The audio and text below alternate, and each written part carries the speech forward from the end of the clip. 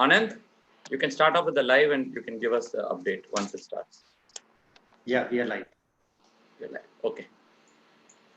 Praveen, you can start with the introduction and then we start.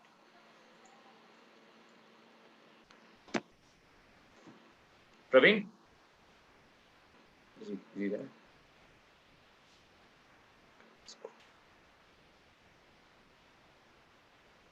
I think it's just starting.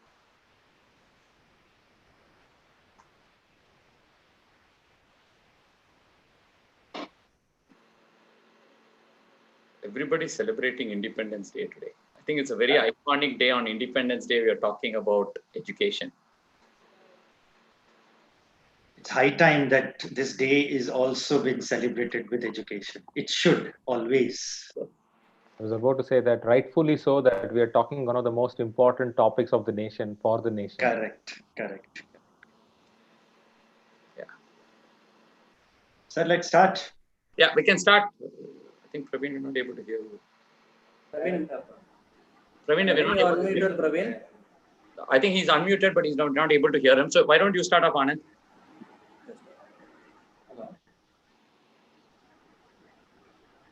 412. So I think we can just start.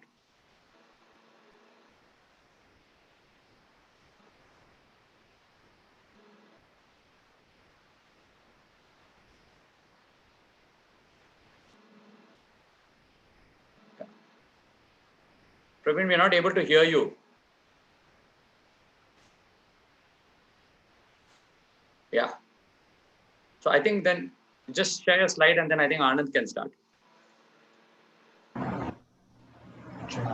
Yes, I think so. We heard him lastly. Hello. Praveen? Yeah. Can you hear me now? Yeah. We can hear you. Good. Okay. So, very good afternoon, everyone. I'm Praveen, and it's an honor and privilege to be welcoming all the great panelists here. And I'll be introducing Dr. Kannan Girish. Dr. Kannan Girish started his education journey in 2011. His background is he's a psychiatrist, as many of you already know. And in 2011, he decided that he wanted to do something in the field of education. And as a psychiatrist, he kept helping a lot of students, but he understood that he is not able to make a lasting change and at a large scale. And that's when he decided that education is the only path through which he can actually make a huge difference in the society. And he started with just one student in his clinic, and today he has transformed lives of more than 250,000 students. And he was also awarded by the President of India, Shri Pranab Mukherjee, in 2017 for the exemplary work he has been doing in the field of education. And he's worked with some of the top neuroscientists and psychiatrists and psychologists across the world in more than 20 countries. And he's been transforming schools since 2017. He's been transforming schools till 2017. It was colleges, and 2017 onward it's schools that he's been transforming. And more than 53 schools have already got into this journey. And so let's give a big round of applause and also welcome our moderator, Dr. Kannan Girish. Yes. A very thank you, Praveen, and a very good afternoon to all of y'all. I think it gives me great honor and privilege to be here at such an esteemed panel. At the outset, I want to thank each one of you who have come here from Pan India on Independence Day on at 2:30 in the afternoon after lunch. You could have been at many places, but in spite of that, you choose to come here for education. And I think that's a tribute to all of you all. Wishing you all a very happy Independence Day on behalf of all the panelists, and a heartfelt thanks and gratitude for all the support all of you have been giving us. We have been getting hundreds of calls from across India, especially in the last 1 hour, on how to log in, and we don't want to miss out. So I think that can show the importance of the topic and the wonderful panelists who are here for the topic. So before I start out, I would love to really thank each one of you. So just type out the city you're from. Quick, come on, everybody. Quick, go. Everybody, type out the city you're from. So where we have from Kanpur, Chennai, Kanpur, Mumbai, Delhi, Hyderabad, Jammu, Coimbatore, Madurai, Salem, Delhi, Ranchi, Mumbai, Delhi, Ranchi, Mumbai, Kolhapur, Bokaro. Oh my God, we are from north, south, east, west, Gujarat. Oh wow, that's just literally every city has come. Every city from Jammu to Kanyakumari are all there. Delhi, Coimbatore, Kanpur, Delhi, Bangalore, Coimbatore, Mumbai. Oh my God, wow, this is just extraordinary. This is called globalization. I mean, this is called nationalism, I would say. That's it. Nationalism. This is actual nationalism in the pandemic. And I am telling you, getting such panelists and getting all of you here at 2:30 on Independence Day is next to unthinkable, if not for the corona. And I think that is where I say every challenge also has opportunities and learnings. And I think this is a standing testament for that. I think a big round of applause to all of you all for joining from all across the country for this great initiative to really get empowered yourself inside of education. So, national education policy. It has been in the news for quite some time. I took a lot of time to dwell deep into it. It was as though going back to my history classes. I started going through the whole thing. So before I go to my panelists, I would give a 5-minute brief on a small overview on what is the National Education Policy. So, National Education Policy 2020. Now, many of us think it's 2020 because it's got so much of reach, so many people are talking about it. But there has been an evolution to the education policy. The first education policy was in 1948, which was the University Education Commission, which was started by Dr. Ramakrishna. And this commission started with the basic things of training, because that's where we just got our independence. So it was only about training, knowledge, and wisdom, and bringing in equality, justice, and liberty. Then was the Secondary Education Commission, which was started by Lakshman Swami Mudaliar. Now, this was the one that set the NCRT in rolling in 1952 to 1953. Then we move on to the Election Commission, and this is the Kothari Commission.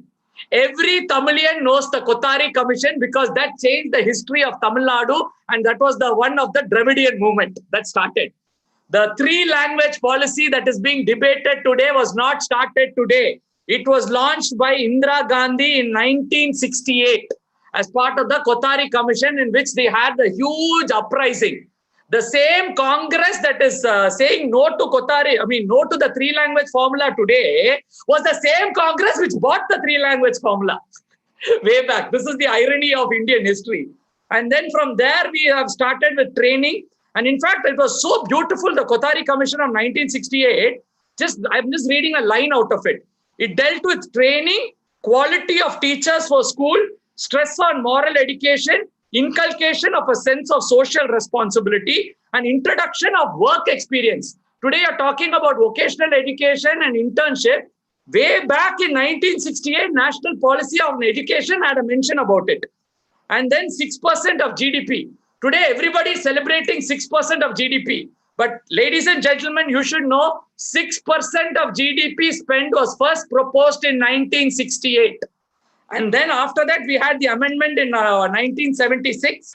And after the amendment, we started moving into the 1992. 1986, modified in 1992, which is the National Policy of Education, NPE, Acharya Ramamurthy and Reddy Committee.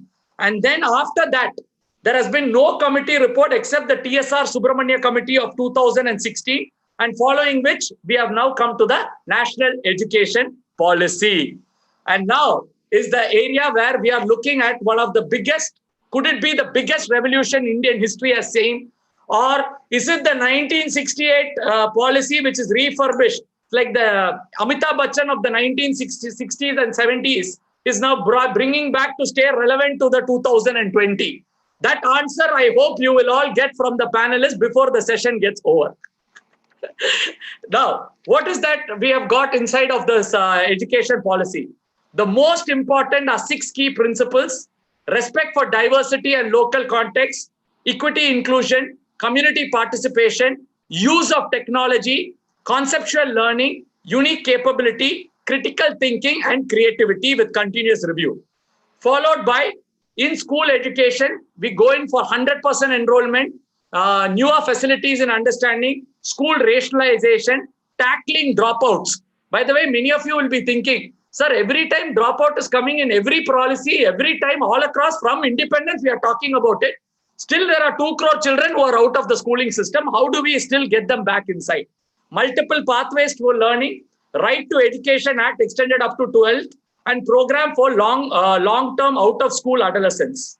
Then we have the universal ECCE, which is foundational learning, preparatory class, universal access, multifaceted. Then you have the universalization of early childhood care education, which is the 5+3+3+4, which is supposed to be a big revolution today. Then curriculum to integrate 21st century skills, core concepts, education of gifted children. This is something very, very new. Gifted children given that priority, that modification in the curriculum, rigid separation between arts and science. No rigid separation between arts and science. That means a child of biology and a medical student can also take something to do with economy. So where they can get a multifaceted kind of generation. Gender inclusion fund, which is something very, very new for this time. Board examinations, which will be low stakes based on knowledge application. Now, what that is, I'm sure our panelists will be ready to answer that. ECE 360-degree holistic progress card, which is really a wonderful thing, but we really don't know how it is going to translate into the 360 degrees. NTA, National Professional Standard Test for the teachers, book promotion policy, transparent online self-disclosure, and then ensuring the access to all through multiple pathways, building schools, learning outcome, peer tutoring, alternative center, bringing back dropouts. It's a brilliant, brilliant system with an expected outcome based on SDG goals, universal access, 2 crore children, effective governance, overcoming language barrier, foundation literacy, and common standards. So this is a kind of the whole spectrum, an integrated curriculum, a flexible curriculum along with assessment. This is what I would say as a 3 bullet points as an overview of it. And then you have the 5+3+3+4 system, which is now everybody is doing calculations and number max, even I was doing that. How does this actually fit into ECE, Ambada, then where will the preschools go? Where will the major schools go? I'm sure all of you will be getting these answers before we close the session.